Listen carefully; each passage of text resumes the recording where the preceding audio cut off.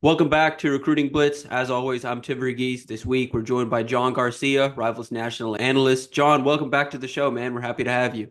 Good to be back on with you, Tim. Yes, sir. And Nebraska's new staff additions have them pushing back into Florida pretty heavy.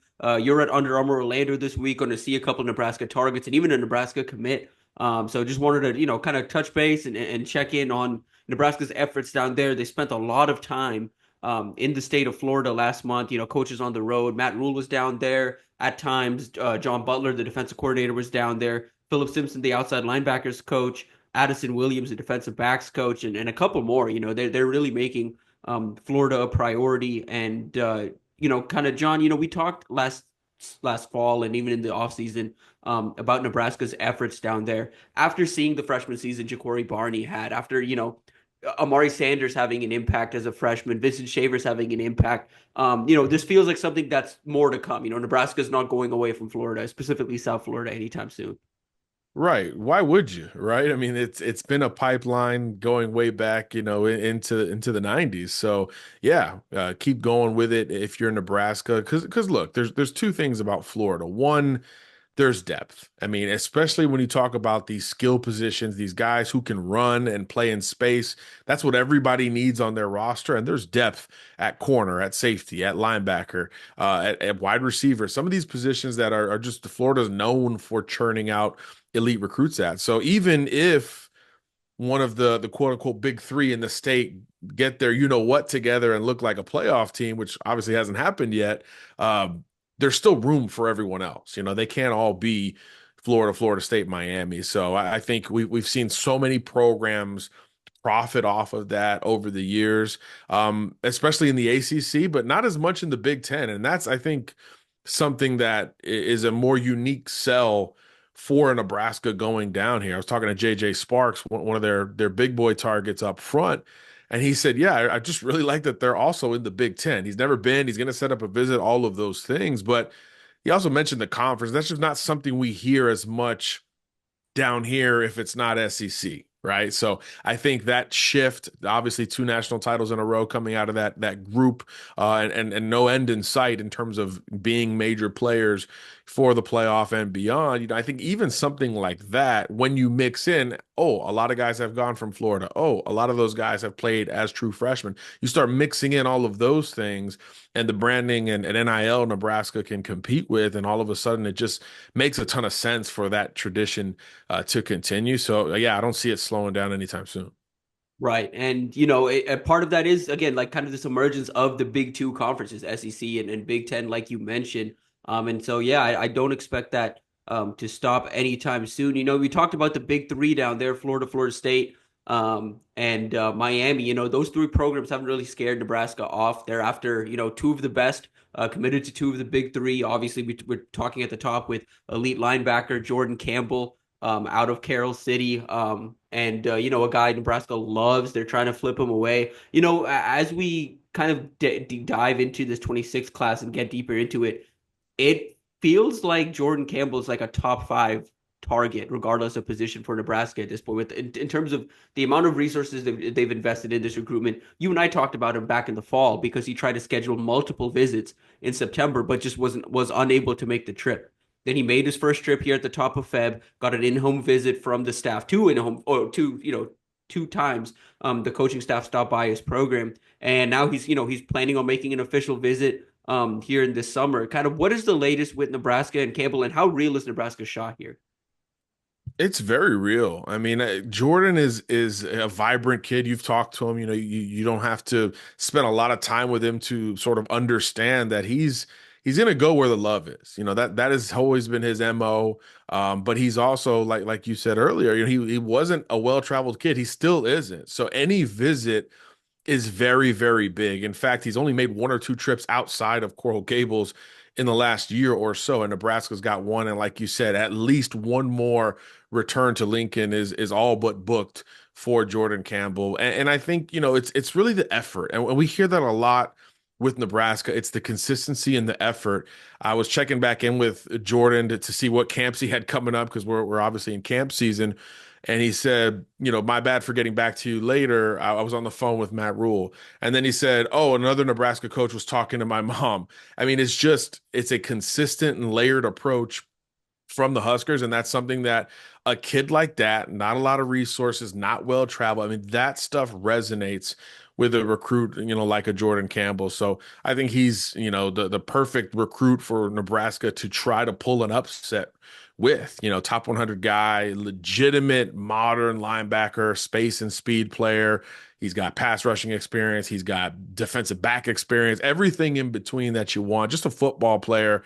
That's the kind of guy that you just understand how high he is on the board for a Matt Rule in particular, and they're expressing that. Combine that again with the ability to potentially play early and the success a lot of Miamians in particular, not just state of Florida, but Miamians in particular, Barney, Shavers, as you mentioned, just this past year, have had as true freshmen. That stuff really resonates because when you talk about, branding and NIL is great in principle, but when you can show it and say, yeah, and you're going to be able to increase that market value day one if you can crack the rotation, and here's evidence of a guy like you maybe doing it. I mean, that stuff really resonates. And look, the Miami commitment part of this has had a lot of change. We mentioned Nebraska's coaching changes. Miami's had just as much, maybe even more on the defensive side of the ball. New defensive coordinator, new linebackers coach, new area recruiters, all in the last few months for Campbell. So despite that long-standing Miami commitment, a lot of unfamiliarity with some of the new coaches under Mario Cristobal. So I do think the door is cracked open just that much more going forward. So it won't just be Nebraska. Oregon's trying to get in there. Florida State. So many schools are trying to get him on campus, but that's the thing. Nobody can get this kid on campus, but Nebraska's already done it with plans of at least one more trip. I wouldn't be shocked if he takes a spring unofficial visit return, for spring practice up there as well. I mean, he's really interested in the Huskers. It's not just a let's keep my name relevant kind of situation. Right. And you mentioned, the competition is going to be stiff. Is this a recruitment you see kind of going the distance? Do you see this being like a, hey, come signing day, we could see a surprise, or we're still talking about this recruitment come signing day? Yeah, 100%. This is like we said, not a well-traveled kid, very much aware of the changes in the sport. And we all know the next wave of those changes is going to come in November or December, right around the time that a guy like Jordan Campbell is supposed to officially end, his recruitment, from an official standpoint. So yeah, I think despite his commitment status, that door will remain open until signing day because he's going to be thorough, do his due diligence, and be very sure about the program, even if it is the local one, Miami, in the end. And there's no lock for any of these scenarios at this point, and that's about as good a position as Nebraska or anyone else could hope for with a kid like this. For sure. And I imagine, like you mentioned, it's kind of all but official or all but set that, he's going to make an official visit, could see him back on campus this spring. Another one they had on campus for the first time here at the top of the month, working to flip away, hopefully trying to get him back on for an official visit. Devin Jackson, the safety out of Orlando, a guy, this is Addison Williams all the way, former UCF defensive coordinator, recruiting a guy he's got a relationship, was able to get him on campus. Jackson's already talking about returning for an official visit. This is another one that's committed to Florida, another program that's had a bit of staff changes. Kind of what is the latest there? And then how do, again, some of the recent staff changes at Florida kind of affect him? Yeah, just talked to him the other day after Will Harris left, ironically for Miami, left Florida for the Hurricanes, and yeah, he did admit it was a big deal. That was one of the coaches he was closest with on the Florida staff, and again, that one's had some coaching transition as well after the 2024 season. So I do think Jackson's been a little bit more publicly solid to Florida, but these small elements have started to stack up. You mentioned the coaching changes and you mentioned the visit. He's again, like Jordan Campbell, has not taken a ton of visits since making that early commitment to Florida. I believe Nebraska was his first one. Maybe he took a local trip to UCF, something like that on the low. But in terms of a major trip, Nebraska was his first one. And now, like you said, he's looking for the follow up there. And that's really the key. I think if this was a hey, They take care of us when we visit. We really like it kind of situation. It's probably a one and done with a recruit like this. And Jackson's a very, very calculated kid. But I don't think that's the case. I think this is legitimate interest. I think Oregon's another program that is going to be right there with Nebraska, trying to get him on campus. But that first trip's the hardest one. You got to get that first one out of the way. And I thought Nebraska prioritized that part of it to him and his camp extremely well. So we'll see. I think there's more to come here.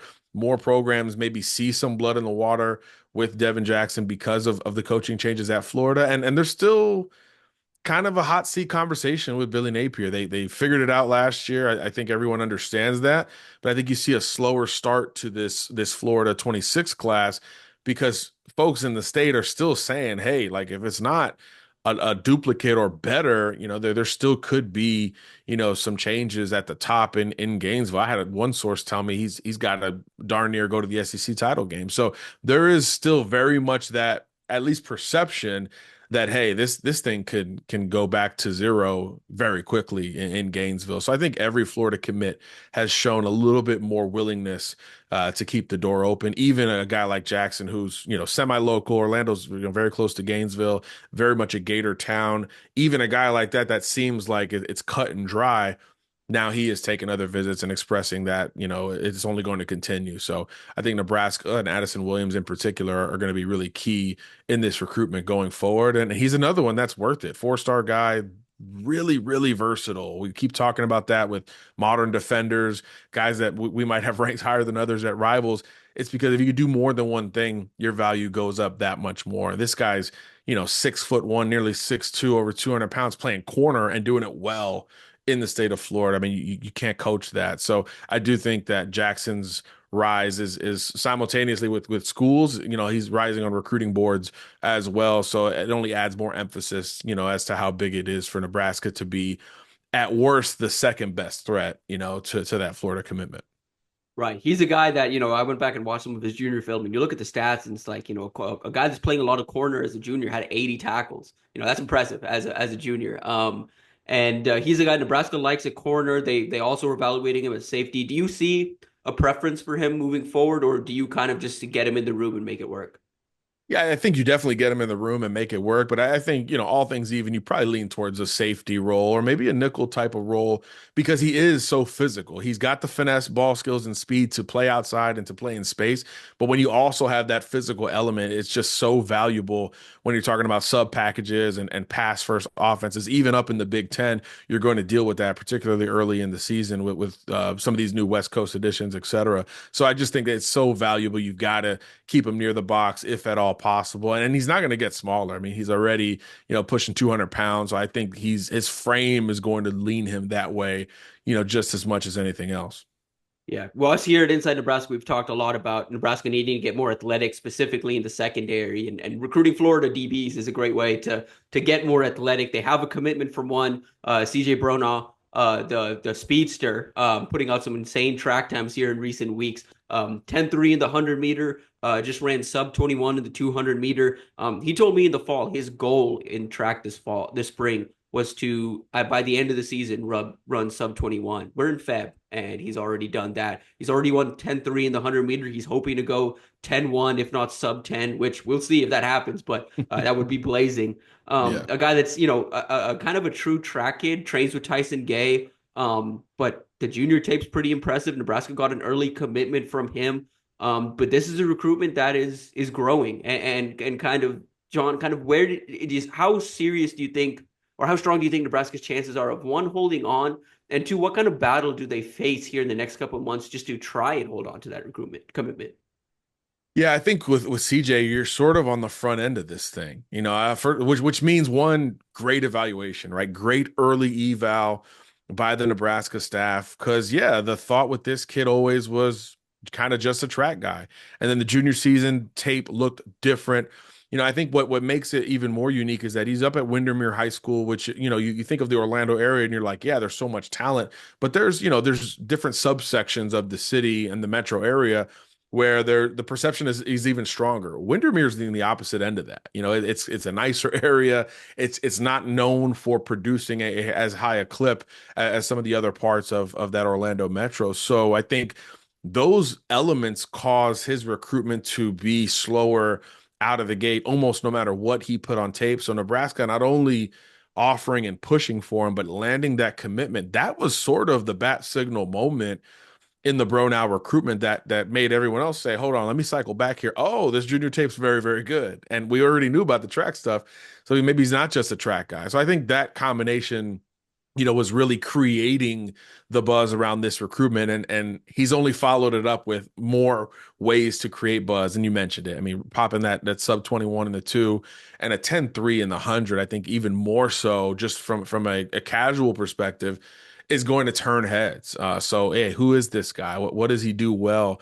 So I think in terms of the battle element you asked about, I think that's well ahead. I think the track season, this camp season, this is really going to be the beginning of, hey, who's really going to jump in and try to compete with Nebraska for CJ. So I just thought that early eval and take was so smart by Nebraska because now on CJ's end, you could understand it going both ways. One, hey, the glitz, the glam, all the love that he's about to get is great. And falling in love with that as a teenager, totally understandable.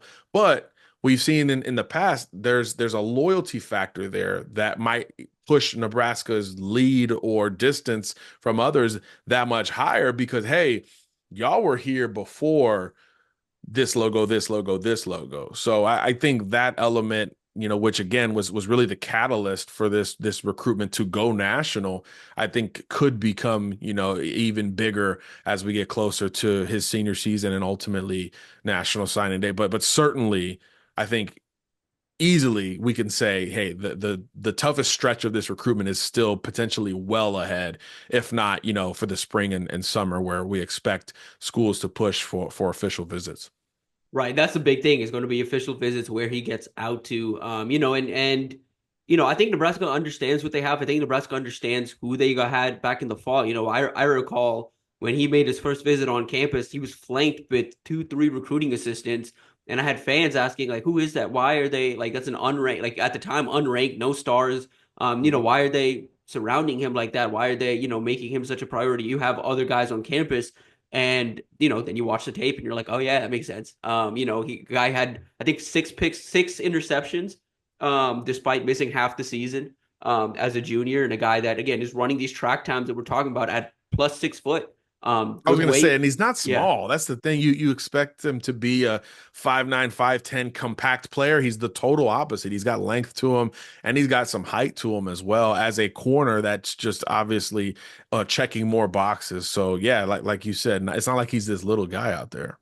Yeah, and a unique element of this recruitment. So his father raised him to be a Buffalo Bills fan. Weird for a Florida kid, but a Buffalo Bills fan. John Butler was a longtime secondaries coach at Buffalo. When they first met, his father just were like kind of taken aback at the fact that, hey, this guy coached, Jordan Poyer and Micah Hyde and Trey White and all these good DBs I just watched on my team for the last half decade or so. And so that's just an element of this recruitment to keep an eye on. And I think Nebraska's done a good job early on, but like you mentioned, I think this is going to be a battle down the stretch till the very end of this. So again, Nebraska really invested in Florida. We talked Campbell, we talked Jackson, CJ Bronaugh. You mentioned JJ Sparks, interior offensive lineman. They also like Ryan Murray out of Miami South Ridge. Murray, more of like a heavyweight wrestler, a guy that, they kind of see at center. It feels like the trenches in Florida too is something that teams are starting to invest recruiting resources in now too.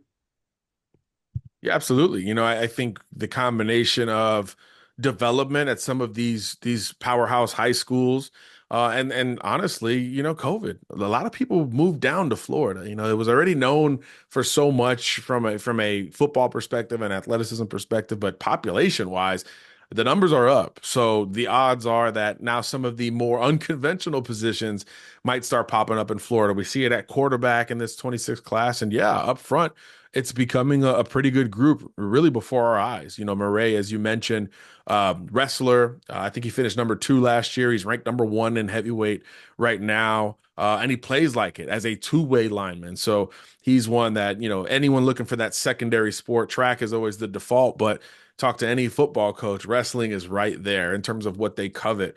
So that ability, I think, has expanded his offer sheet, just in the last few weeks, and Nebraska is going to be a player there looking to lock in a visit as he starts setting trips. I think preseason he'll make a decision, and Nebraska, Ole Miss, Miami, and those are going to be some of the main players for Ryan, who we'll also see here back in action in the next few weeks once wrestling's over. And then JJ Sparks more recently, on the radar. Again, a powerhouse program at Jacksonville Bulls, private school that colleges, hey, we just got to stop here. It's just part of when you're in Jacksonville, it's just a school you got to stop in at. And Sparks in January, really saw his offer list blow up.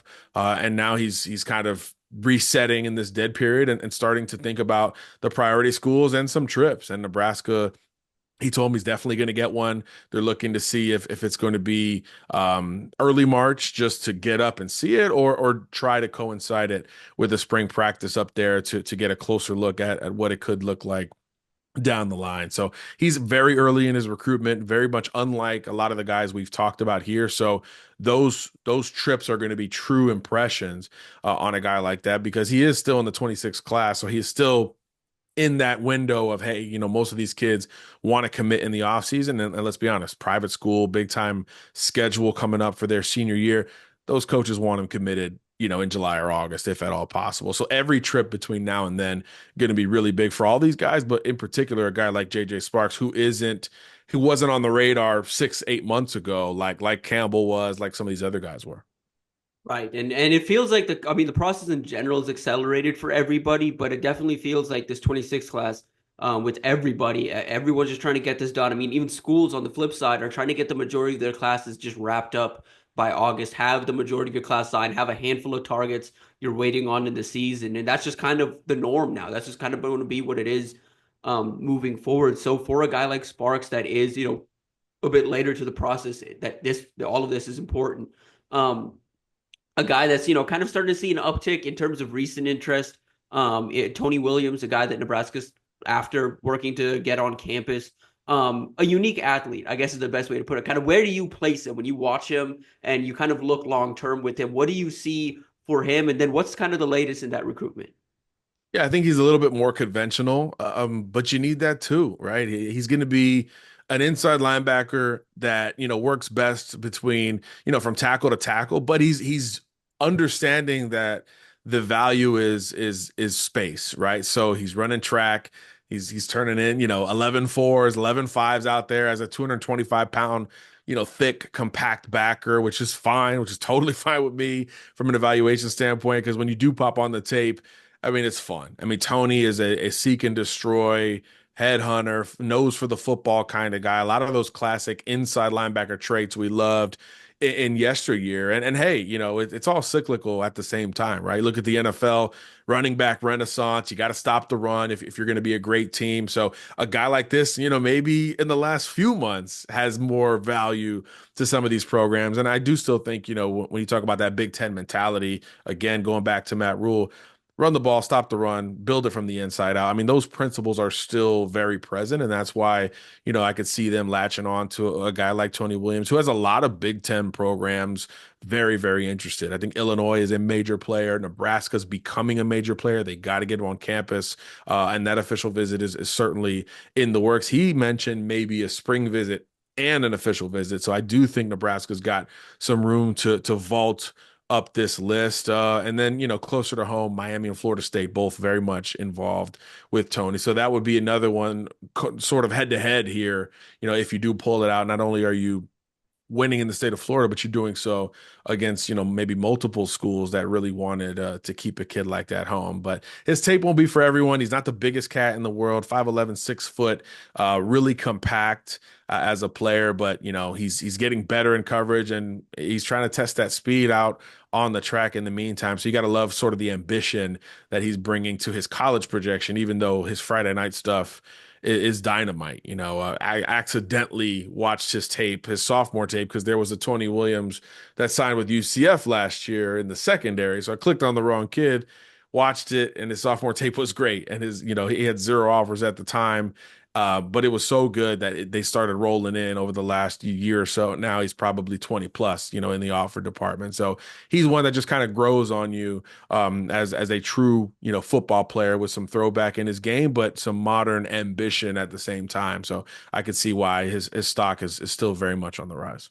Yeah, I was going to mention in the Big Ten, there's definitely still a need for these throwback style linebackers. Every program seems to have at least one of those guys in that linebacker room and still rise. And because, yeah, you have to stop the run. And Nebraska saw that, with Caleb Johnson last year, how difficult it can be in the Big Ten to kind of win games when you can't, stop an elite running back. So a guy like Tony is a priority. I think, yeah, I mean, I again, like we've talked about it all episode, but I mean, Nebraska's presence in Florida isn't slowing down anytime soon. We haven't even touched on, some of the wide receivers they're after. They had Jabari Brady on campus at the top of the month. We'll see if they get him back on campus. They like Jabari Reagans.